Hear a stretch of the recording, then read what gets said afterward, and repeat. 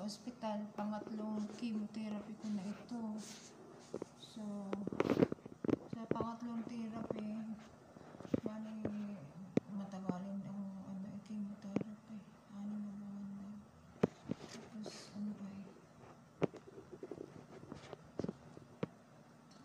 oras ako naka-chemotherapy pagkatapos na ito. Tinatanggal na nila guys tapos na yung gamitin.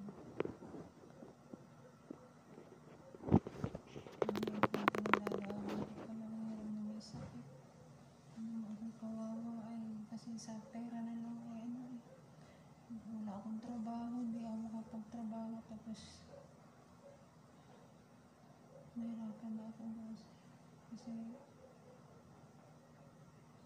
nangyarap pati sa na-operahan ako din. Malaki rin abala ito sa aking pagtitinda ng mga damit kasi yun lang ang hanap buhay ko. Alam niya naman na ang hirap ng buhay dito sa Pilipinas. Bilhin siya rin ng pang-support sa anak ko kasi yung ama niya ay wala na, parang wala na siya wala na kaming serious na yung pag-uusap kasi hindi po nila ako nanay niya o siya ay hindi niya na ina-serious yung pag-support sa anak niya. Ako ng pagkain sa sister-in-law ko, yan lang pagkain kasi sarado naman yan po ang kasama ko pag therapy.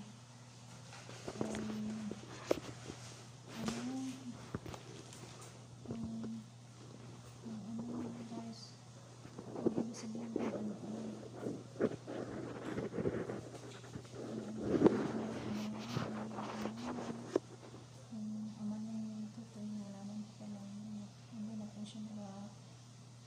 contact sa anak niya. Wala na po siyang pakialam, baka po ay may bago na siyang pinakasama o baka po nagkaanak na siya sa iba. Binubuhay ko na lang po yung anak ko na kahit mahirap, kaya ko na naman po kaya lang po pagtitinda ko at negosyo at nahila rin yung aming gusto doon sa aming tayo at ako yung mga paninda ko pag nilalabas ko sila ng umaga, maghapon ko wala kami binita. Tapos nalulungkot ako minsan na sulat ko namin. Napahirapan na kami ng pagtira ng anak ko dito. Pwede po naman kami lahat ang bumalik na ulan. Kaya lang wala naman po kami matitag na natin kasi wala na po yung bahay. Ang hirap ko ng aming buhay. Hindi ko naman alam na ako'y magkakasakit. Tawag po kayo, hindi yun alam ko anong nangyayari sa aking buhay. Ang hirap. Pangatlo na po itong chemotherapy. Naman ang chemotherapy. Tapos, ako po nagbilan siya lang ng pambayad ko lang ito. Tatagalan pa po ako makabayad. Napanalangin ko lang po na sana yung channel na ito. Maraming mag-support kasi may anak pa po ako yung pinabuhay. Naudlot po yung pagtitinda ko sa mga tinda ko mga gamit. Ang gusto ko lang naman po gumaling ako nung wala na akong sakit. Kasi naapektuhan na po yung pagkakabuhay ko. Hirap na po kami dito sa Pilipinas. Ang gusto ko lang talaga gumaling ako. Makapaghanap ko naman. Guys, naman kung maaari, support ninyo ang channel ko. Yung iba kasi natanggal ako. Huwag naman po kayong ganun. Huwag po ninyong piliin kung sino ang the best gumawa ng content na video. Kasi first time ko pa akong mag-vlog. Hindi ko po kayang gumawa ng magandang video. Yung talaga. Kasi wala pa rin po akong mga panggamit sa video. Cellphone lang po ang gamit ko. Yung voice ko nga hindi pa rin kalakasan kasi wala po akong microphone na nakakunik sa phone ko. Pa-support naman po sa mga hindi pa nakikilala ako, sa mga bago na nanonood sa video ko.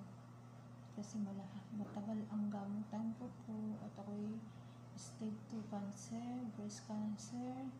Hindi ko po alam na ako nagkakasakit. Sa pag-uwi ko po ay sobrang traumatic ang dinanas ko. Kasi yung nanay ko po, umuwi ako within ng 2 buwan, namatay na rin siya. So, yung lahat ng pangarap ko na patayuan nanay ko, na magkaroon kami ng bahay, natupad naman po, pero wala na siya. Kahit naman po siya, wala na. Pinuloy ko pa rin ang pangarap ko na magkaroon po kami ng bahay na matitirhan. Kaya ang bahay na po ay presyo sa amin. Kaya lang po baka ay makabalik kami sa ilang kung pili pa. Kung pili pa naman, salamat. Pero mahirapan na po ako at may sakit ako. Sana po lang ay bumalik. Pray niyo lang ako na. So, hanggang sa muli, pakisupport na lang po ang aking channel. Bukas po ako uulitin. Salamat po. Subscribe and follow and like ang aking channel. Huwag niyo skip pag may ad po, advertising. Salamat ulit.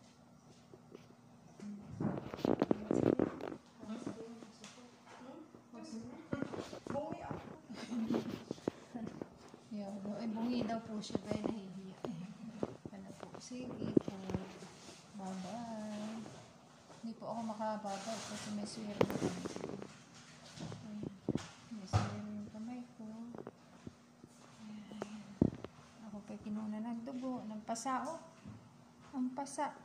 Napasa na ang aking baraso kasi every week kinukunan po ako ito. Tapos kanina, ang ginawa, aking nilabalo na ay ginapatak. Ay binalo po niya yung karayom. Nailaw. Ay, nailaw. So, nagka-problem po yung machine. Parang nagalaw. Hindi pa, puntahan mo, nagtawag dali. May problem. Ang sabi, hindi na ilaw. Hindi, na-flashing yun, may problem. Hindi, ganun talaga na-flash yun. Hindi na, may problem pa ganyan. Kanina wala. Kanina kayo na-flash na. Hindi, pag may problem talaga nagsasabi. Yung sa nagsuklay ako ng buhok ko. Ngayong araw na ito, anong araw ngayon? Ay, 3rd of December. Pangatlong chemotherapy ko ito. Ayan, naglalagas ang buhok ko. So, mawawalan ako ng buhok. Tapos, siya'y babalik uli sa 3 buwan. Bagong tubo uli. So, paalam buhok. Siguro, gayaan talaga pag nagpa-chemotherapy lahat ng mga may cancer. Tanggap ko naman guys kung anong binigay ng pagsubok ng Panginoon. Gayaan talaga. Lahat ng babae o lalaki pwedeng dapuan ng mga cancer. Kaya ingat lang kayo sa pagkain. Ngayon. Ingat. Sige guys. Follow my channel. Thank you and subscribe and share our video.